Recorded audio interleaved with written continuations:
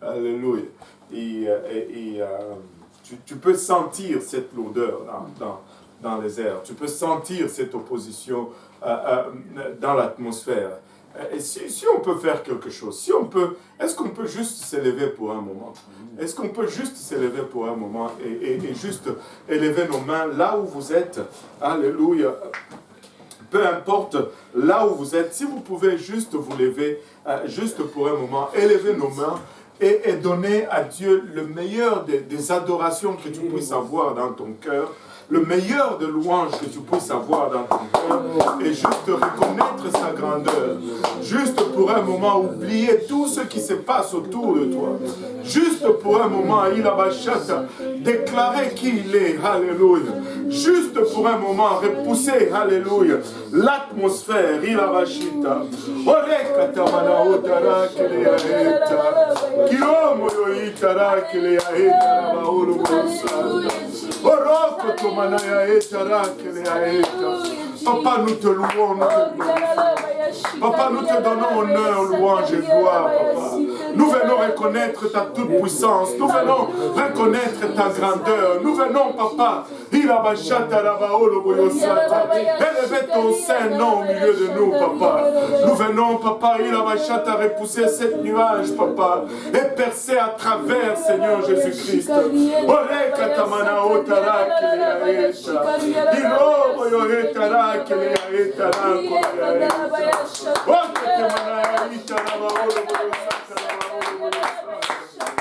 nous te donnons honneur, nous te donnons louange, nous te donnons gloire et nous te donnons adoration, Papa. Nous élevons ton saint nom, Père, au-dessus de toute situation, au-dessus de toute circonstance, au-dessus de toute fraude, Père.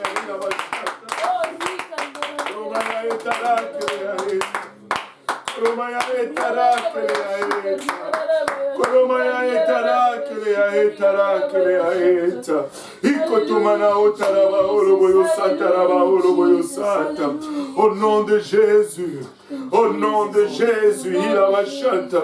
Pouvons-nous tous dire ensemble au nom de Jésus? Au nom de Jésus. Alléluia, disons-le encore une fois au nom de Jésus. Au nom de Jésus. Alléluia, encore juste une dernière fois au nom de Jésus. Au nom de Jésus. Alléluia, gloire au nom de Jésus. Alléluia. Vous pouvez vous asseoir. Alléluia. Aujourd'hui, j'avais à cœur de commencer une étude sur le livre de Jacques et j'ai commencé à mettre ça ensemble, à regarder les sujets qui sont adressés, l'origine du livre et il y a beaucoup de viande dans ce livre-là. Mais je dois vous avouer que depuis hier la nuit, je n'arrive pas à m'éloigner d'un personnage dans la Bible, et c'est le personnage d'Isaac. Toute la journée aujourd'hui, je n'ai pas arrêté de penser au patriarche Isaac et au type de caractère qu'il était. Et je me sens vraiment peut-être de repousser Jacques jusqu'à la semaine prochaine. Et si on peut regarder juste le personnage d'Isaac aujourd'hui, le patriarche Isaac.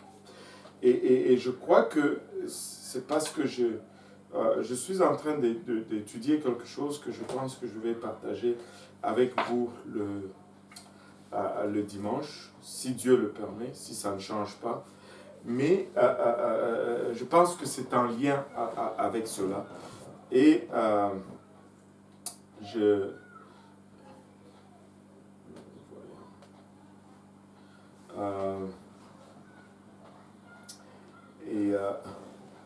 dans le livre de Genèse,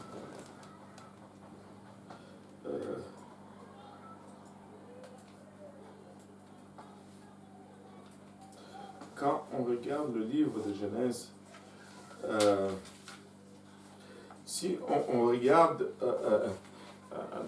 la Bible dans le livre de Genèse nous parle de la naissance d'Isaac dans le 21e chapitre, si je ne m'abuse. Et Isaac naît dans le 21e chapitre, mais il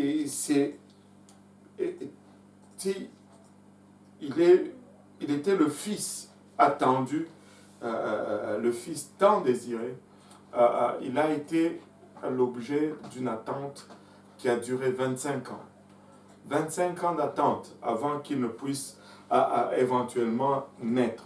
Il est né dans le 21e chapitre, et dans le 22e chapitre, son père subit cette épreuve qui consistait à l'offrir en sacrifice au Seigneur. Et il est un des patriarches, mais on dirait qu'il est un peu en retrait. Il est un peu effacé. La Bible va beaucoup parler d'Abraham. La Bible va beaucoup parler d'Abraham, son père. La Bible va beaucoup parler de Jacob, son fils. Mais il y a très peu d'écriture concentrée sur Isaac. Mais néanmoins, quand tu regardes sa vie, tu vois qu'il y a beaucoup d'enseignements, beaucoup de sagesse à tirer de ce patriarche qui semblait être quelqu'un de réservé, qui semblait être quelqu'un de très calme, quelqu'un de retiré, malgré qu'il était à la tête de tout le peuple. Mais il avait l'air, au fait, quand on étudie la Bible, on a l'impression qu'il est un personnage un peu effacé, un peu en retrait, pas aussi prééminent que son père, pas aussi imposant que son fils, mais néanmoins son influence est très, très, très profonde. On voit d'abord, premièrement, que l'événement qui va beaucoup le marquer, c'était la mort de sa mère. Quand Sarah, sa mère, meurt, Isaac est devenu inconsolable jusqu'à ce qu'il se marie et que finalement sa femme lui ait donné Rebecca. C'est là qu'il est consolé de sa mère, c'est là qu'il finit au fait le deuil de sa mère et il s'attache à son épouse. Mais le chapitre 26 sur lequel je voulais vous ramener ici, et on va juste parcourir ce chapitre 26, ça ne va pas être vraiment long aujourd'hui. Dans le chapitre 26, on le voit finalement lorsque la direction des affaires passe d'Abraham, son père, à lui, Isaac. Au fait, la Bible va toujours marquer ce transfert de pouvoir, ce transfert d'autorité par la répétition de la promesse faite dès le début. Au fait, Abraham était récipiendaire de la promesse, mais quand Abraham quitte l'avant-scène et que son fils prend maintenant cette avant-scène, on voit que la promesse est répétée. Le chapitre 26, le premier verset nous dit « Or, il y eut une famine au pays, outre la première famine qui avait lieu du temps d'Abraham, et Isaac s'en alla vers Abimelech, roi des Philistins, à Guérar. » Donc on voit que les débuts de sa marche est marqué aussi par la famine, comme c'était le cas pour le début de la marche d'Abraham, son père. Et il reçoit une promesse, mais tout de suite, au tout début, cette promesse est mise à l'épreuve. Et l'Éternel lui apparut au verset 2 et lui dit « Ne descends point en Égypte, demeure au pays que je te dirai. Séjourne dans ce pays et je serai avec toi et je te bénirai, car je donnerai à toi et à ta postérité tout ce pays-ci, et je mettrai à exécution le serment que j'ai fait à Abraham, ton père. » Et Dieu lui dit, malgré la famine, demeure ici dans le pays que je t'ai indiqué. Ne quitte pas pour aller en Égypte, en d'autres termes. Séjourne dans ce pays et je serai avec toi. Et je te donnerai ce pays comme prospérité. Il lui dit spécifiquement, ne descends point en Égypte, dans le deuxième verset. Ne descends point en Égypte. Quand Abraham est entré dans la terre promise et que la famine a frappé, il est parti en Égypte. bien que Dieu lui avait dit, va dans la terre promise, il est parti en Égypte pour se réfugier de la famine. Et là, Isaac est mis à l'épreuve, étant récipiendaire des mêmes promesses. Et la tentation d'aller en Égypte est là encore une fois. Et Dieu lui dit spécifiquement, ne quitte pas la terre promise. Ne va pas en Égypte malgré la famine. Laissez-moi vous dire ceci. L'Égypte a toujours été le type du monde. Et la terre promise a toujours été le type du salut. Et très souvent, nous allons voir aussi que cette épreuve va venir lorsque nous nous engageons à suivre Dieu, lorsque nous nous engageons à marcher dans la terre promise. Notre marche va être mise à l'épreuve. Et très souvent, ce qui manque dans la terre promise va être en abondance dans l'Égypte. Et la tentation va être grande d'abandonner notre marche avec Dieu pour aller dans le monde. Et la tentation va être grande d'abandonner ce que la terre promise a à offrir pour aller chercher ce que l'Égypte a en abondance. Mais je crois que l'avertissement de Dieu reste quand même aujourd'hui de mise. Ne quitte pas la terre promise pour aller chercher la provision en Égypte. Ne quitte pas la terre promise pour aller essayer d'assouvir ta famine en Égypte. Il y aura une 17 dans la terre promise. Il y aura des manquements, même lorsque tu te trouves dans le lieu où Dieu t'appelle à le servir. Il y aura toujours des manquements, même dans le lieu où Dieu t'appelle. Mais c'est une erreur grandiose que de quitter la terre promise pour aller chercher provision en Égypte. Au fait, juste une parenthèse ici, Isaac a été le seul patriarche à n'avoir jamais quitté la terre promise. Il est né dans la terre promise et il est mort dans la terre promise. Alléluia.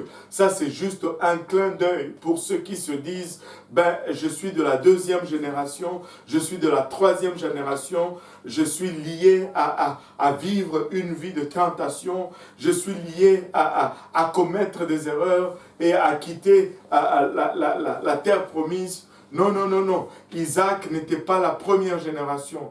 Isaac était la 2e génération, mais il était le seul à vivre toute sa vie dans la terre promise.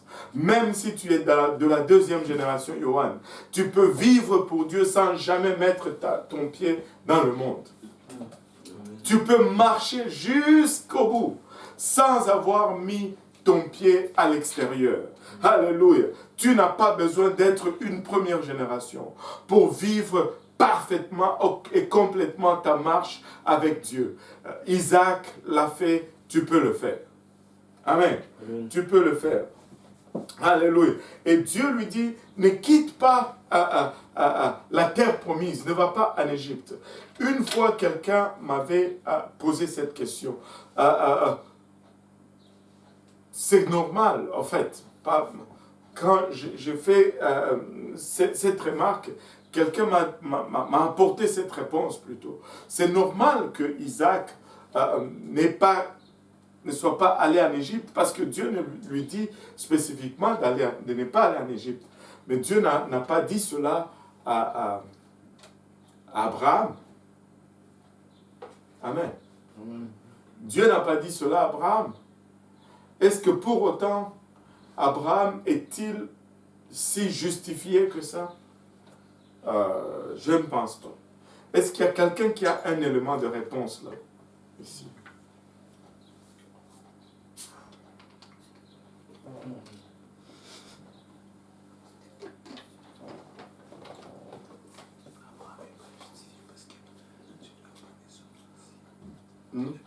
Tout le monde a avalé sa langue. En fait, je pense que Dieu n'avait pas besoin de dire à Abraham de ne pas aller en Égypte. Parce que Dieu avait déjà dit à Abraham d'aller dans la terre promise. Dieu dit à Abraham, va dans le pays que je te montrerai. Et c'est là que je vais te bénir, c'est là que je vais te prospérer, c'est là que je vais te multiplier. Et je vais te donner cette terre. Amen. Amen. Mais Dieu n'a jamais dit à Isaac d'aller dans la terre promise. Il est né dans la terre promise. Donc il y avait une nécessité de lui dire, ne va pas en Égypte, reste ici. Amen. Amen. Et donc, Isaac est ainsi resté dans la terre promise. Et regardez, il dit, et je multiplierai ta postérité, au verset 4, comme les étoiles des cieux, et je donnerai à ta postérité tout ce pays-ci, et toutes les nations de la terre seront bénies en ta postérité. La même promesse que Dieu avait donnée à Abraham, il est en train maintenant de la répéter à Isaac. On voit vraiment un changement de dirigeant. C'est lui qui porte maintenant la promesse, et Isaac. Et il dit au verset 5, « Parce qu'Abraham a obéi à ma voix et a gardé ce que je lui avais ordonné, mes commandements et mes statuts et mes lois, et à cause de cela, je vais te donner cette promesse. » Et Isaac demeura donc à Guérar, comme la Bible nous dit. Il est demeuré à Guérar. Et devinez quoi? Là où il est demeuré, Dieu l'a prospéré. Là où il est demeuré, Dieu a commencé à le bénir. Et malgré la famine qui frappait autour de lui, Dieu l'a multiplié. Malgré, alléluia, les circonstances, Dieu l'a multiplié. Laissez-moi vous dire, la bénédiction ne se trouve pas dans une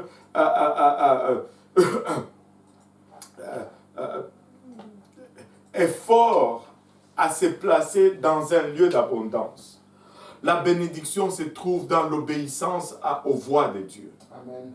Et la bénédiction ne se trouve pas dans l'économie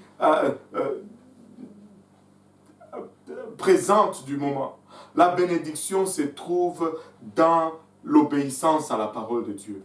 Dieu peut te prospérer dans le désert. Dieu peut te prospérer alors que tout autour de toi s'écroule. Regardez ce que la Bible nous dit. Et quand les gens du lieu s'informèrent de sa femme, ben on va sauter un peu cette partie. On va aller au verset 12. La Bible nous dit, et Isaac s'aima dans cette terre-là.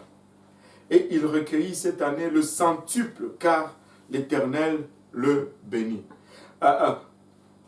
Dans une année de famine, dans un temps de famine, Isaac a sémé et sa sémence a rapporté 100 fois plus que ce qu'il avait sémé. N'est-ce pas extraordinaire? C'est comme si tu investis $1. Le $1 que tu investis te rapporte $100. Tu investis $1000, ça te rapporte $100 000. Tu investis $10 000, ça te rapporte $1 million. Isaac a sémé dans un temps de 17, dans un temps de sécheresse, dans un temps de famine. Mais sa sémence a été multipliée parce que Dieu l'avait béni. Et souviens-toi de ceci, que la bénédiction de Dieu ne dépend pas des circonstances autour de toi. La bénédiction de Dieu dépend tout simplement de ton cœur d'obéissance vis-à-vis à sa parole et vis-à-vis à ses lois, vis-à-vis à ses préceptes. Et la Bible nous dit, et cet homme devint grand.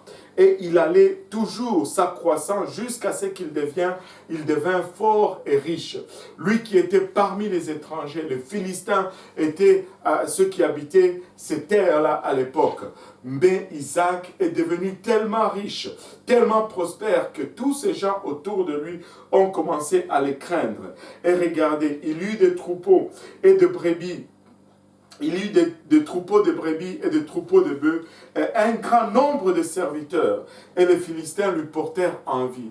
Il devint tellement prospère que les gens autour de lui ont commencé à l'envier. Et regardez ceci. Et dans cette région, il y avait toujours un problème d'eau. À cause des brebis, à cause des troupeaux, les troupeaux, ça prend de l'eau. Mais ce n'était pas une région abondante en ce qui concerne le cours d'eau. Et pour avoir de l'eau, il fallait creuser des puits. Et là, regardez ceci maintenant. Une leçon profonde à apprendre en ce qui concerne Isaac ici. Il dit, et tous les puits que le serviteur de son père avait creusés, du temps de son père Abraham, les Philistins les bouchèrent et les remplirent de terre. Abraham était un grand éleveur. Et Abraham était un creuseur de puits. Quand on creuse un puits, qu'est-ce qu'on cherche? De l'eau. Alléluia. Mais comment est-ce qu'on trouve de l'eau en creusant un puits? En creusant un puits. Plus profond. Ben, on creuse en profondeur, mais quand on creuse, on est en train d'aller pour atteindre une source d'eau. On cherche à atteindre une source ou une nappe d'eau qui va nous servir de source. Et c'est pourquoi, ben, quand on atteint la source, le puits va souvent se remplir d'eau parce que ça devient une source. Et il y a un parallèle spirituel à établir là-dessus. Maintenant,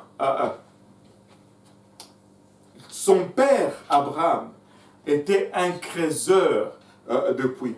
Et tous les puits, la Bible nous dit, et tous les puits que le serviteur de son père avait creusé du temps de son père, Abraham, les Philistins, le bouchèrent et les remplirent de terre. En d'autres termes, Isaac se servait des sources d'eau que son père avait creusées. Et quand les Philistins voyaient Isaac utiliser ces sources d'eau, ou ces puits qu'Abraham a creusés, ils venaient et ils remplissaient de terre ces sources. Souvenez-vous de ceci. On a dit qu'Isaac était une deuxième génération. Et vu qu'il était une deuxième génération, ben, il y avait une génération qui le précédait, qui était la génération d'Abraham. Et cette génération creusait de puits. Et au début, il s'est enrichi, bien que il utilisait le puits qui ont été creusés par la génération de son père ou par son père. Mais l'utilisation de ces puits n'était pas sans querelle. L'utilisation de ces puits n'était pas sans problème. À chaque fois qu'il utilisait les puits creusés par son père, les Philistins venaient et les combattaient pour cela. Et comment ils les combattaient? Ben, ils remplissaient ce puits avec de la terre. Et rappelez-vous encore une fois ceci. Au commencement, Dieu créa les cieux et la terre. Et après avoir créé les animaux et toutes ces choses, au 6e jour, qu'est-ce que Dieu a fait? Il a pris la poussière de la terre et il a créé l'homme avec cela. Et la terre devient un synonyme ou un type de la chair. Et à chaque fois qu'Isaac utilisait le puits que son père avait creusé, il y avait une lutte qui s'élevait, une lutte qui n'arrivait pas à vaincre, et cette lutte était la lutte de sa chair.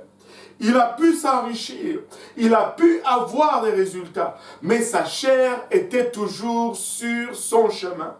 Il n'avait pas une victoire totale du temps qu'il creusait encore, ou plutôt du temps qu'il utilisait encore les puits que son père avait creusés. Du temps qu'il s'appuyait encore sur l'œuvre de son père, il n'avait pas une victoire totale. Il y avait la chair qui revenait encore. Il y avait les œuvres de la chair qui revenaient encore. Et Abimelech, plutôt, et Abimelech dit à Isaac, va-t'en de chez nous, car tu es devenu beaucoup plus puissant que nous. Isaac partit donc de là, au verset 17, et campa dans la vallée de Guérar, et y habita. Et Isaac, regardez encore une fois ici, au verset 18, et Isaac creusa de nouveau des puits d'eau qu'on avait creusés du temps d'Abraham son père, et que les Philistins avaient bouchés après la mort d'Abraham. Et il leur donna le même nom que leur avait donné son père. Et les serviteurs d'Isaac creusèrent dans la vallée et ils trouvèrent un puits d'eau vive. Mais le berger de Guérar se querellèrent avec le berger d'Isaac en disant « L'eau est à nous » et il appela le puits est sec, qui signifie tout simplement contestation, parce ils avaient contesté avec lui. Encore une fois, il creuse le même puits que son père avait creusé. Mais encore une fois, il y a de la lutte et des contestations au sujet de ces puits-là. La chair va revenir encore. Le querelle va revenir encore. Parce que Isaac n'a pas encore commencé à creuser ses propres puits. Mais Isaac a compris la leçon. Alléluia. Regardez, à partir du verset 21, ensuite ils creusèrent un autre puits pour lequel ils se querellèrent encore. Et il l'appela Sitna, qui veut dire opposition. Alors, alléluia, il partit de là et creusa un autre puits. Là, il commence à creuser ses propres puits à lui. Il commence à creuser des puits qu'Abraham n'avait pas creusé. Il partit de là et creusa un autre puits pour lequel ils ne disputèrent point, et il l'appela Rehoboth. Il l'appela Rehoboth.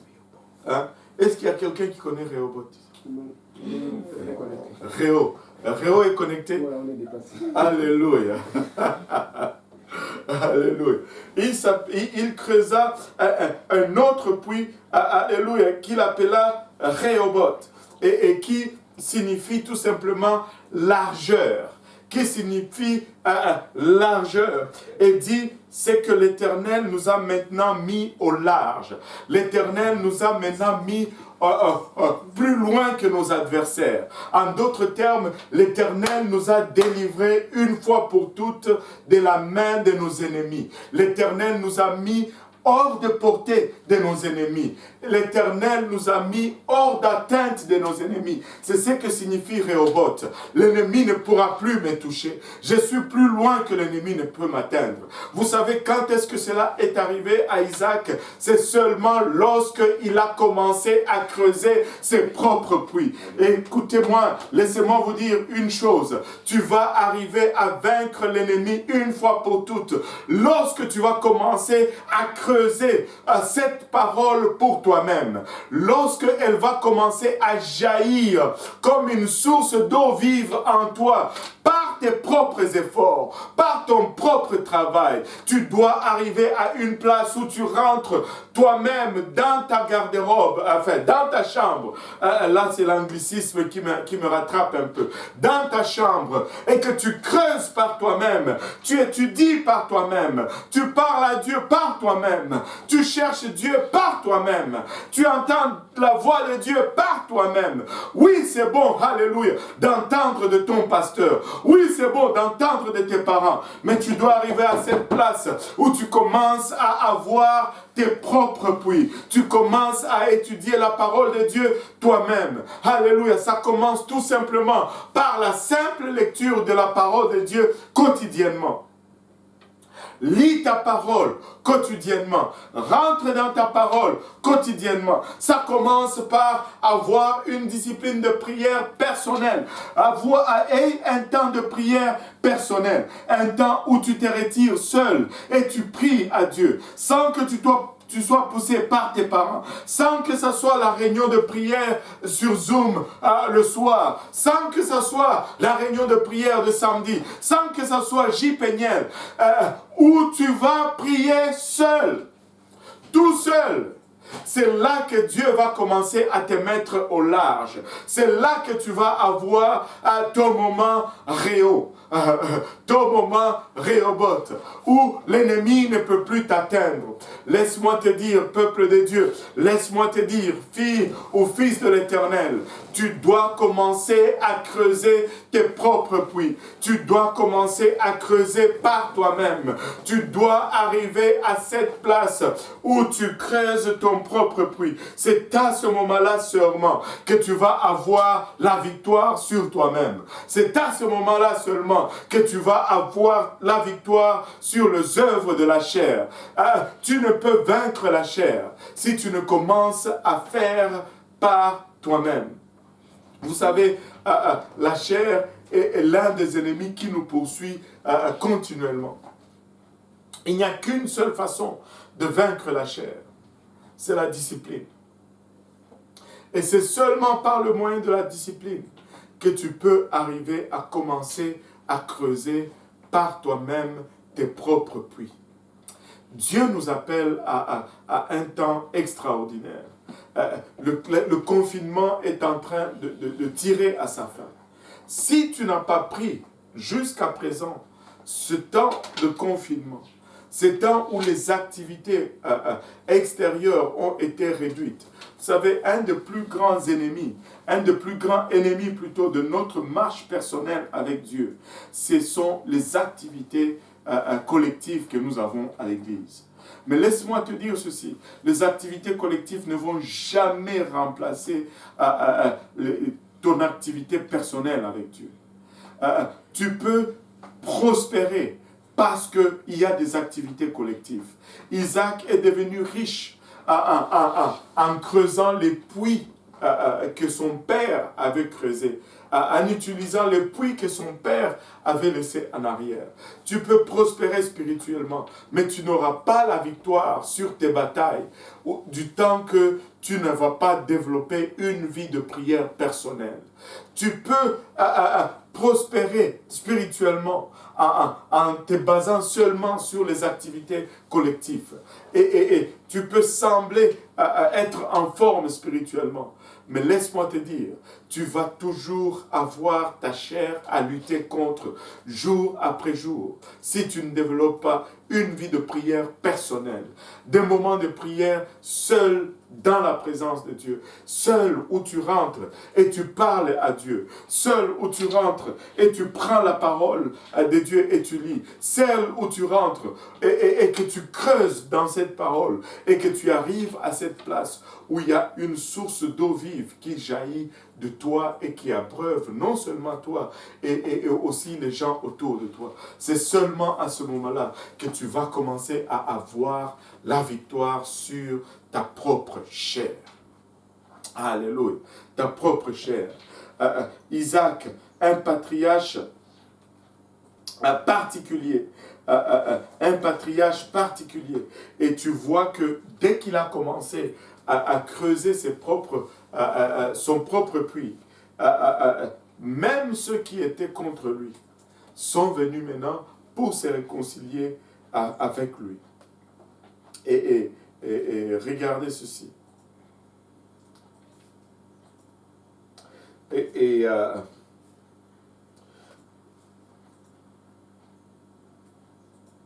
Après avoir creusé Rehoboth, le verset 23, la Bible nous dit, et de là il monta à Beersheba.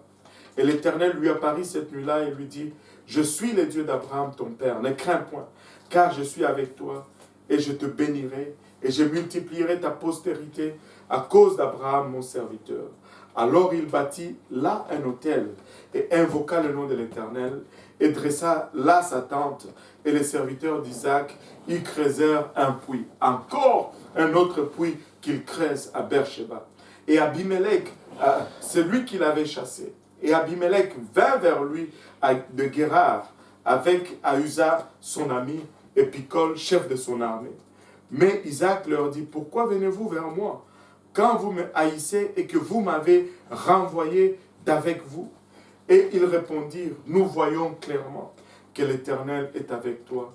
Et nous disons qu'il y ait donc un serment solennel entre nous et toi, et que nous traitions alliance avec toi. Jure que tu ne nous feras aucun mal, de même que nous ne t'avons point touché et que nous ne t'avons fait que du bien, et t'avons laissé aller en paix. Tu es maintenant béni de l'Éternel. Et il lui fit un festin, et ils mangèrent et burent, et ils se levèrent de bon matin, et s'engagèrent l'un l'autre par serment, puis Isaac les renvoya, et ils s'en allèrent d'avec lui en paix. Regardez, encore une fois, quand Dieu l'a prospéré, même ceux qui étaient un sujet de querelle pour lui, sont venus faire la paix avec lui. Des fois, au lieu de chercher des solutions en Dieu, nous cherchons des solutions ailleurs. Attache-toi à Dieu et tu verras que toutes les autres choses vont se régler. Dieu est au contrôle de toutes choses. Amen. Il est maître de temps et maître des circonstances. Amen. Faisons de Dieu notre priorité. Creusons nos puits par nous-mêmes. C'est bon que de boire de ces puits qui ont été creusés avant nous. Mais il arrive un temps où nous devons creuser par nous-mêmes. Et ce temps qui est en train de tirer à sa fin. Je crois qu'il nous reste peut-être quelques jours, quelques semaines de confinement. Mais prenons ce temps qui nous reste à creuser nos propres puits encore. Prenons ce temps qui nous reste à creuser encore dans notre relation personnelle avec Dieu. Parce que le jour arrive où ce monde va être ouvert. Le jour arrive où nous allons retourner à nos activités, où Dieu va nous donner un réveil. Nous n'allons pas avoir le temps de prendre soin de nous-mêmes comme nous en avons eu maintenant. Prenons le temps de nous reconsacrer. Prenons le temps de creuser nos propres puits. Prenons le temps de voir Dieu faire avec nous, alléluia, au-delà de toute attente, au-delà de tout ce que nous puissions anticiper. Alléluia. Voilà ce qu'il y avait à partager aujourd'hui. Si nous pouvons nous lever tous ensemble et adorer le Seigneur pour un moment. Alléluia.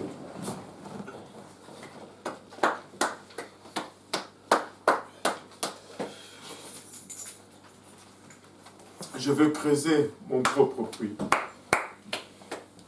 Alléluia. Je veux creuser mon propre puits. Tu veux creuser ton propre puits. Amen. Tu ne peux pas juste dépendre de ce qu'on te donne à l'église. Tu ne peux pas juste te contenter de ce que tu entends de ton père. Tu ne peux pas juste te contenter de ce que tu entends de ta mère. Tu dois faire tes propres prières. Tu dois faire tes propres lectures. Tu dois faire tes propres études de la parole. Tu dois arriver à une place où tu commences à faire tes propres études. Tu dois arriver à une place où tu t'autodisciplines assez. Où le Seigneur arrive à te mettre au large. Tu veux voir Rehoboth. Tu veux voir Rehoboth. Alléluia. Karima ya hetarake ya hetaraba oloboyo sanda. Harikatamana hotaraba oloboyo sanda.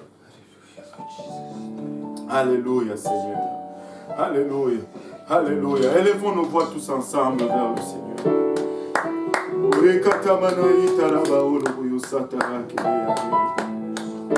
Seigneur, nous te rendons grâce éternelle pour ton amour, ta bonté et ta fidélité. Père, nous te remercions pour le privilège que nous avons, Papa, d'être appelés dans cette grande famille de Jésus-Christ.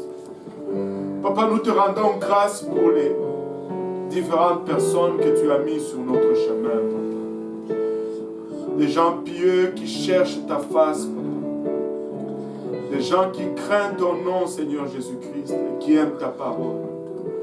Papa, des gens qui se sont dédiés, Papa, corps et âme, et qui ont creusé dans ta parole et qui nous ont nourris, Papa, jour après jour, ô Éternel. Papa, bien que nous soyons reconnaissants de tout cela, Seigneur, nous élevons nos voix, Papa, pour plaider à ce que tu nous amènes à cette place. Papa, ayant le respect, Papa, de nos anciens, Seigneur, que nous puissions, Papa, commencer à creuser par nous-mêmes. Papa, que tu puisses nous mettre au large, ô Éternel. Que ta main, Papa, Ilabashata, puisse être pesante sur nous, Seigneur Jésus-Christ. Papa, que nous puissions arriver à cette place où nous commençons à creuser nos propres puits, Seigneur. Que nous puissions vaincre une fois pour toute cette chair, Seigneur Jésus-Christ, Papa, Ilabashata. Père éternel, Ilabashata, pas que nous puissions chercher nos propres voies, Seigneur. Papa, Papa, nous n'avons pas besoin de nos propres voix, que nous puissions trouver tes voix, Seigneur. Que cette parole, Seigneur Jésus-Christ, soit authentique, éternelle, que nous puissions, Papa, la creuser par nous-mêmes, Seigneur. Et que tu puisses nous mettre une fois pour toutes au large, Seigneur.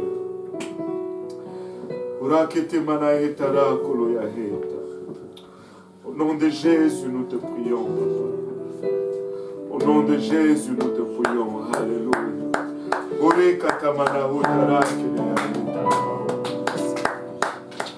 Apprends-moi à creuser, Seigneur. Apprends-moi, Seigneur Jésus-Christ, à discerner ta parole. Apprends-moi à chercher, Seigneur Jésus. Au nom de Jésus. Au nom de Jésus. Alléluia, Seigneur.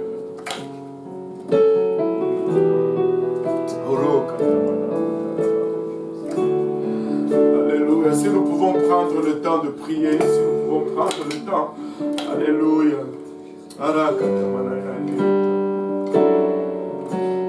Seigneur, j'ai soif de toi.